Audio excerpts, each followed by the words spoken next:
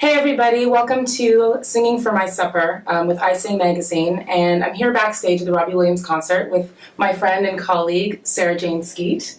And thank you for taking time out of your schedule to speak with me and to share a bit with our readers, because we have to be ready in about an hour and a half. So thank you. So where are you from? Originally I'm from London. Okay, and you've been singing for how long? That dreaded question. Well, how did you... I'm going to say 10 years. Okay, and how did you get started? And a lot of people, I'm sure they've asked you, they always ask me, like, how do you get started singing background? How do you get on tour? What was it like for you? For me, my mom's a singer. Mm-hmm. Most of my family are actually singers. Yeah. Did that help you? Was she encouraging of... Oh, I mean, I don't like encouraging, demanding. Right. I would say from a very young age, mm-hmm. I would have to learn harmonies and sing with her and help her doing her part. So I kind of was forced, coached gently. She's kind of like a stage mom.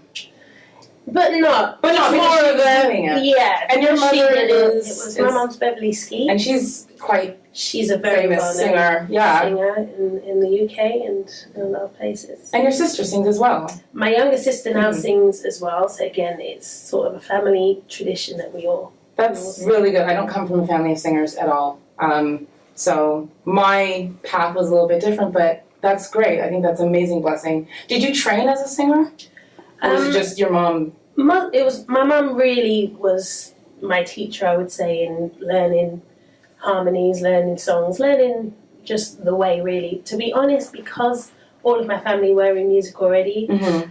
I wanted to be a runner. Mm-hmm. I wanted to just rebel and not do this. So right. I kind of didn't really get deep into the singing and the backing vocals and all that sort of stuff until I was probably about 17, 18. Did you get paid at that age? Were you a professional singer at that age? Or were you just sort of doing it for fun? No, I started professional because I started, one day my mum couldn't make a session mm-hmm. and basically said, if you need pocket money, you should probably go and do the session. Oh, that works. That's kind of, once you do it once, I think you think, I quite like this. So at age 17 and 18, you were already making money as a singer. Yeah. Which they say that if you do something and you get paid for it, you're professional. So you're a professional at a pretty young age. I mean, before that age, I had already been in the studio with other producers. I think 15, I had my first song released. Mm-hmm. So as a solo artist? As a solo artist. Oh, that's great. So but to me, I think it's very different to what we do now. So absolutely. I would say professionally, being a backing vocalist probably wasn't until 17, 18, but music in general and singing. It's just been... Yeah. What do you... Well, right now we're on tour. We're like, 2-3 weeks in? It's like Groundhog's Day. I can't even keep track. And this is quite different from what we did last year. A lot more shows. What, first of all, you're having a good time. I think always you have to just be... It's a different world, right. As we know.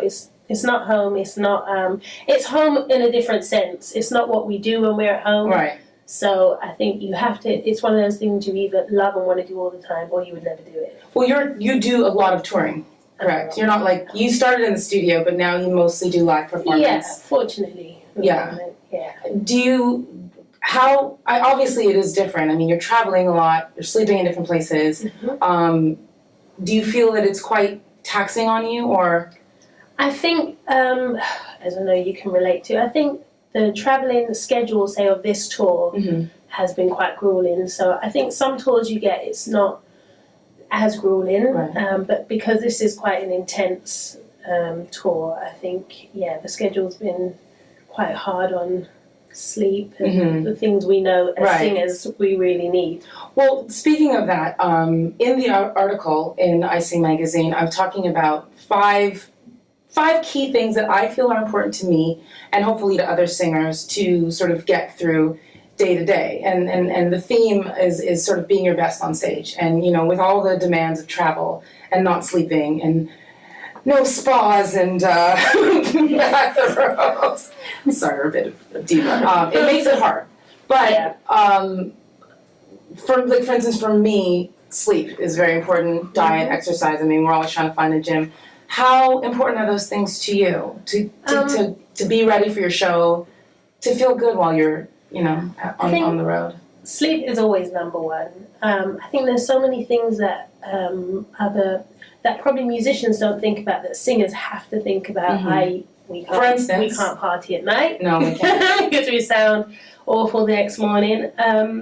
Also, simple things that you can't always avoid, like AC, right, which can totally ruin your voice overnight if you're, i.e., the bus travel, different situations. And they like to freeze out the bus. When you're in a really hot climate, obviously everyone wants to be cool, of but course. For us, that's always a nightmare. So sleep is important. Like wrapping up and just being warm, or keeping your throat definitely warm. Not partying.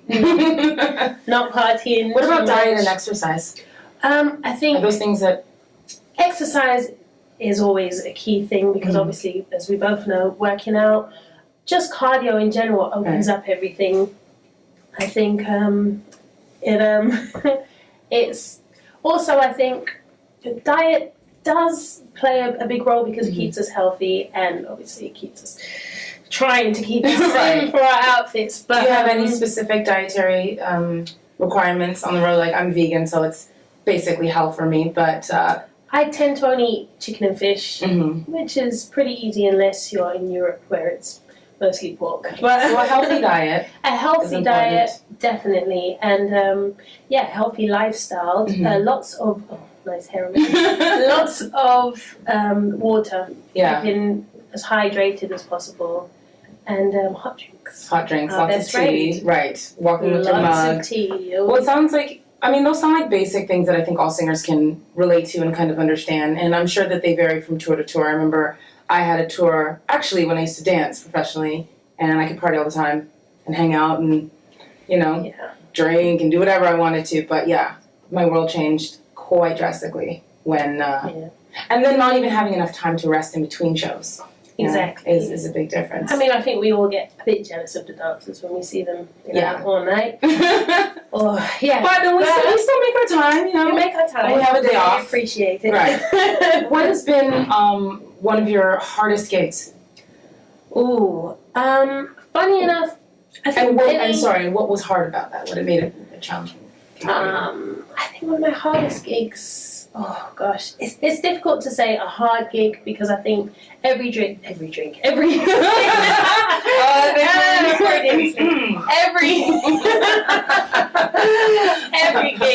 depending on the style of the music, depending on, I think it's more fun to learn a new style and to try something different. I think a hard gig for me would be a gig where I didn't feel totally on form. If my throat was bad, just basically health would make a hard gig. I don't think it's ever. You get some shows which are vocally challenging. Yes, Lord knows. Just due to the range or due to the intensity of the songs. So you've experienced some of that. Oh yeah, I think the tour we did together last year was quite vocally straining at times. It was very demanding on just our health in general. Well, speaking of different gigs, can you tell me some of the artists you've worked for? Obviously, we met doing Robbie Williams, which has been awesome for me. And you actually worked for Robbie. I started with Robbie 2006, so that's quite a long while ago. Nice. Before and during the time I've been with Robbie, I worked with Cliff Richard. Kylie Minogue was the first tour I'd ever done. Really? That's a big, major tour to book. Yeah, that was quite huge. Did you have to audition for that? I did. Okay. And it was also my first ever audition. So wow. That was, and I had to audition for the Cliff Richard one as well. Mika, he's more big in Europe. James Morrison. I actually did more studio work. I sung on a Michael Jackson song. Oh, wow. I didn't know that. Yes. Just clang. Okay. That's amazing. I also sung on Shirley Bassey albums. So I've done quite a lot. Yeah. Studio, stage. The mixture has been quite good. So outside of that, do you have any advice you can offer touring singers you know, I don't know, something that's like a golden rule, Sara Jane's golden rule of touring, of how to make sure you're at your best when you're on stage? Or just how to survive a tour? To survive a tour, I think there's a few key things. A sense of humor definitely will get you far. Never take yourself too seriously, because your feelings will be hurt. And I think also to just accept that we are blessed in what we do. That's right. No matter how hard or how annoying things can be, because they can get on. Because they can, and especially being in an environment where it's very close all the time, very different to home. I think just enjoying every moment, even when it seems like it's impossible. Just looking at it as an experience to learn for your next tour. Well, I will say that working with you has been really awesome, because you always have such a positive attitude and energy, and that's good, and it's infectious. And sometimes if you are walking around in a bad mood or you're grumpy, that stuff can be contagious too. Definitely. So I definitely see that makes sense coming from you, because you always give off that really great positive attitude, and you're a lot of fun to work with. I was going to say also, find at least one person that has your same sense of humor as we do, and then you end up spending most of your day in fits of laughter anyway. So that's been great. Thank you so much for speaking with us and sharing your ideas and your insight. Do you have any plans coming up for after Robbie Williams tour?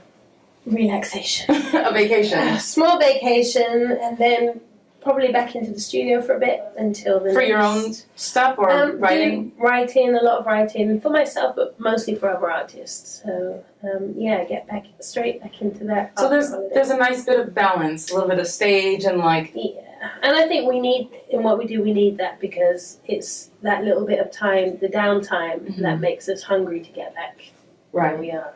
And do you just get calls, or do you have an agent that would call you for things like this? Fortunately, it tends to be word of mouth, fortunately.